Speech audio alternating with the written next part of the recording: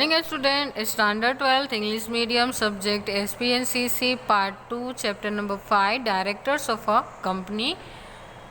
आज जो हमारा लेक्चर है वो आप देख रहे हो कि हमारा जो आज क्वेश्चन बन रहा है वो है appointment of a director after first director. First director के अपॉइंटमेंट का कोई रूल्स नहीं था, आपने देखा था मेमोरेंडम या आर्टिकल में किसी तरह की जिक्र नहीं थी उसकी, इसीलिए मेमोरेंडम का जो पहला जो साइन करने वाला पर्सन है उसी को हम कंपनी का फर्स्ट डायरेक्टर मान लेते हैं। लेकिन जैसे ही ओरिजिनल डायरेक्टर्स अपॉइंट होते हैं वैसे जो फर्स्ट डायरेक्टर का पोस्ट होता है वो वेकेंट हो जाता है। आज हम देखेंगे कि फर्स्ट डायरेक्टर के बाद के जो डायरेक्टर्स की अपॉइंटमेंट होती है उसके क्या प्रोसीजर है। The term of a first director expire on the every first day of a general meeting. जैसे ही जनरल मीटिंग होती है और डायरेक्टर्स की अपॉइंटमेंट होती है वैसे ही जो फर्स्ट डायरेक्टर होता है जो कि मेमोरेंडम की वजह से बना था वो अपने आप उसकी जो पोस्ट होती है वो खाली हो जाती है, एक्सपायर हो जाता है उसका date. Directors are appointed by the share holder in the first general meeting and then okay directors की अपॉइंटमेंट कहाँ होती है तो फर्स्ट जनरल मीटिंग होती है कंपनी की, उसी में डायरेक्टर्स की अपॉइंटमेंट होती है। In every subsequent annual general meeting to held every year, साल में एक बार जनरल मीटिंग बुलाई जाती है। The director due to for the retirement can reappoint by a company in a general meeting. कोई डायरेक्टर जो कि पहले कंपनी का डायरेक्टर था लेकिन टाइम पूरा होने की वजह से, रोटेशन की वजह से या सीनियोरिटी की वजह से अगर वो रिटायर हो चुका है तो उसका रीअपॉइंटमेंट भी हो सकता है जनरल मीटिंग में अगर शेयर होल्डर की मेजोरिटी हो तो।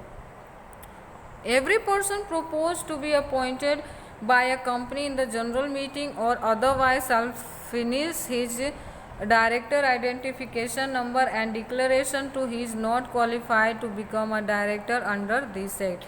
जब किसी व्यक्ति की appointment as a director general meeting में होती है तो अगर वो डायरेक्टर नहीं बनना चाहता है तो वो वहीं पे इस बात की इन्फॉर्मेशन देगा कि वो डायरेक्टरशिप नहीं लेना चाहता है, या फिर अगर उसके पास आइडेंटिफिकेशन नंबर नहीं है या फिर वो डायरेक्टरशिप के लिए क्वालिफाई नहीं है तो भी वो इस बात की इन्फॉर्मेशन जनरल मीटिंग में देगा उसी वक्त। A person proposed to be appointed as a director by a company in the general meeting or otherwise has to submit consent within 13 days of his appointment, which is to be further present of a company registrar in the prescribed manner। Okay जब एक person को as a director appoint कर लिया जाता है और अगर वो इस बात से सहमत है, उसको कोई प्रॉब्लम नहीं है, वो डायरेक्टर बनना चाहता है, तो इस बात के रिटर्न कॉन्सेंट वो 30 दिन के अंदर, जिस दिन मीटिंग फिनिश हुई है, जिस दिन वो एज अ डायरेक्टर अपॉइंट हुआ है, उससे आने वाले 30 दिन के अंदर उसको लिखित में अपनी अनुमति देनी है कि उसको इस पोस्ट से कोई प्रॉब्लम नहीं है। और ये चीज़ कंपनी कहाँ प्रेजेंट करेगी तो कंपनी के रजिस्टर, जहाँ कंपनी का रजिस्ट्रेशन हुआ था वहाँ पे शो करेगा। किस बात के लिए तो ये पता करने के लिए कि इन जो डायरेक्टर्स हैं इनका पोस्ट एकदम से कंफर्म हो चुका है और ये इस बात के लिए अग्री करते हैं। लेकिन कितने दिनों में कभी भी कराओ ऐसा नहीं चलता, जो प्रिस्क्राइब टाइम लिमिट आपको प्रोवाइड करी गई है उसी टाइम लिमिट में आपको इस बात की जानकारी रजिस्ट्रार को देनी रहेगी।